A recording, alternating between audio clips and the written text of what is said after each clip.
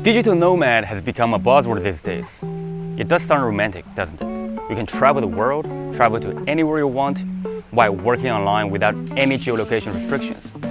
You can choose your own office, in the hotel rooms, in the good-looking cafes and restaurants, in the co-working spaces, on the beach, or even the ocean if you want. I mean, the freedom is why people choose this lifestyle.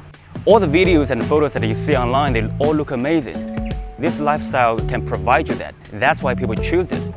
However, behind the shiny curtain, there's another side of the reality that I don't see a lot of people talk about, which is that the challenges comes with this lifestyle.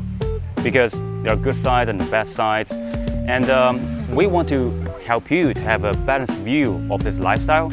And that is what we're going to talk about in this video. The one thing that digital nomads have to rely on is internet. And although most places these days do have internet, the quality varies.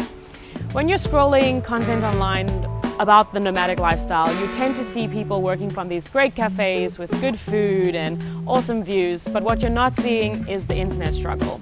And we experienced this firsthand when we arrived in Bali. We were thinking Bali is full of nomads and all the cafes are going to have great Wi-Fi. That was not the case. We would sit down at a cafe, we would order something to eat, we would eat, and then we would open up our laptop and find ourselves staring at a blank page, waiting for the website to load. But it didn't load because the Wi-Fi was so slow. However, there are some cafes with great Wi-Fi, but these cafes tend to get really busy and then the Wi-Fi speed drops a lot. And then you also find yourself trying to see when the cafe is not busy so that you can go there and get some work done. Of course, another option is going to a co-working space. I know a lot of people like to get in the schedule of working at a co-working space, but good co-working spaces are limited in most cities. And if you want to get into that schedule of working at a co-working space, you're gonna have to probably stay around that co-working space. And in most people's opinion, this defeats the purpose of being a digital nomad. But Wi-Fi and internet speed aside, another big issue that us nomads face are the uncomfortable chairs and tables. The chairs in cafes are really hard, and it's perfectly fine if you're sitting eating a sandwich and then you're done and you leave within an hour. But when you want to get 2 to 3 or more hours done of work, you will feel the pain in your buttocks. But I don't have tons of experience with this. Adam has much more experience with this and a lot more pain than I have. Being a digital nomad means you can work from everywhere, which is true.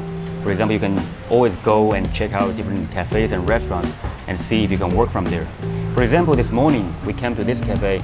The design is really nice. I really like it here. It makes me happy. And also a bonus is they have insane Wi-Fi speed, which is super nice. However, being a digital nomad is actually very vague. Because if you travel and if you work online, then you're a nomad. Which means that a lot of nomads, they have completely different kinds of work to do. So if you work online every day for 1 or 2 hours, then go to different cafes and check them out and work from there makes total sense for you. However, if you do some kind of intense work, for example, me, I'm a coder. When I code, I need to focus.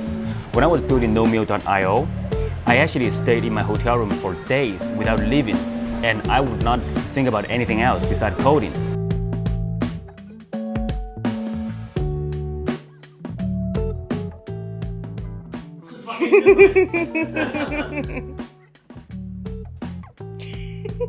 I was about to say, now you're documenting now, huh? Because you look like a monkey. A monkey that knows how to code. And that's why I would stay in one spot, which is a very bad hotel wooden chair, and I would code from there. When you're sitting in that kind of a chair for days, then your body will notice. For example, even now, my lower back hurts just because I sit there for too long. But if you look around, all the chairs here are wooden. You know, it's not very suitable for you to sit in there for long hours, besides having a meal or something. So this is a hard reality you have to deal with. And I now force myself to work out rigorously to counter that. If you do some kind of intense work like me, then you have to keep that in mind too, because this will destroy your health, and health is the most important thing. So keep that in mind.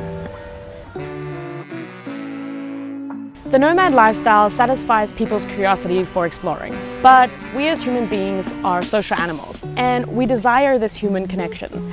When you're traveling and on your journey, you're going to meet tons of people and make loads of friends. But the problem is, those people are forever coming and going, and when they do go, you kind of feel sad, you feel lonely, and you don't want to let them go. And we've actually met nomads here in Bali who don't really want to make friends because of this reason. And we experienced this firsthand.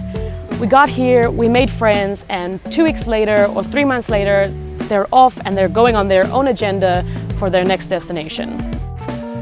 Bye-bye. And because everyone is transient, a lot of nomads don't even know where to find friends to hang out with. When we would invite people to come hang out with us, a lot of people would turn up and we would have a lot of fun together.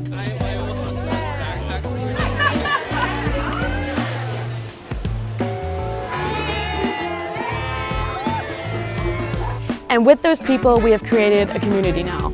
Even though people are still coming and going, we will always stay connected via social media, which is really great because when I see them having fun across the world, I will be forever reminded that we had some great times together here in Bali.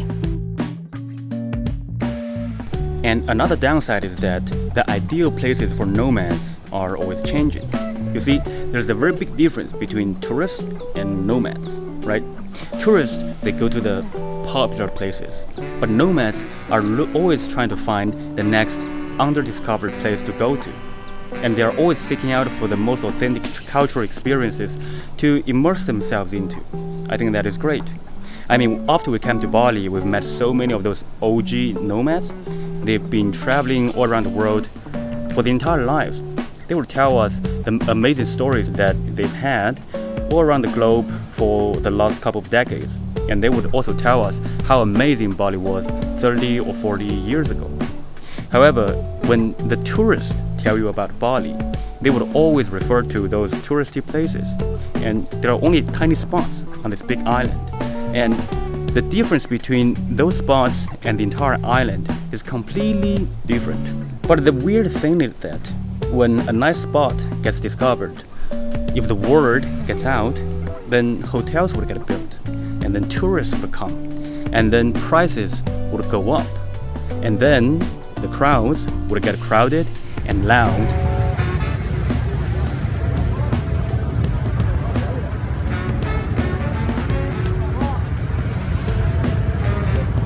And the locals would get pushed away to the other areas, and those places would lose its own authenticity.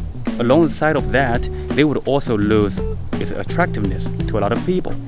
But I guess the world is always changing, and that's just the reality I think everybody has to deal with. So I guess it's not a bad thing, maybe to some people, but you should always be prepared to pack up your bags and go to the next destination. When you travel, a lot of things can go sideways. So you, as a traveler, you have to take full responsibility to be aware of what's going on and pay attention to the environment and try your best to avoid injuries and accidents at all costs. Because if you are in a new country, if you get injured, then the kind of medical assistance you get is not only depending on the environment you're in, but it also heavily depends on what kind of medical insurance you have. If you don't get it treated seriously, then if you get injured, it might turn out to be very, very bad for you. After we came to Bali, I was actually the lucky one who never got sick, but Logan got sick a bunch of times.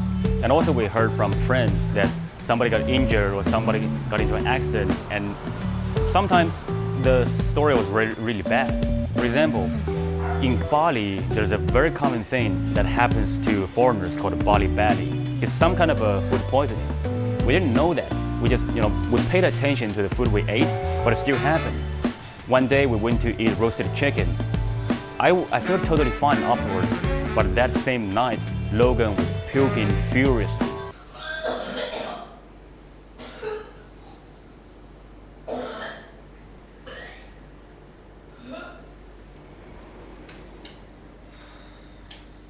I mean, so we ate the same food, but the outcome was completely different because our gut health was different. So making yourself healthy is actually a very good way to avoid all of these sickness.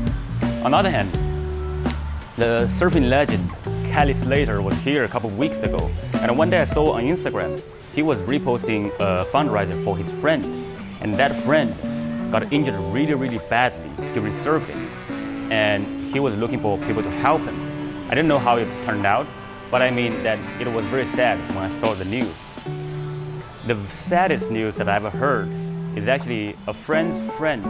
She got injured on her leg, and that injury wasn't treated very well, and after a couple of weeks, she died from the leg injury. And that's why every time we go on a trip, I always tell my friends, take care of yourself, avoid injuries at all costs. It might sound boring, but I hope you pay attention to that every time you go out too. Of course, there are other downsides when it comes to the digital nomad lifestyle, and we will be sure to share with you in future videos. So make sure that you like and subscribe. And also, please don't let those facts discourage you from traveling or becoming a nomad, because understanding more will actually help you more in terms of avoiding all the traps. So happy nomading, and I'll see you soon.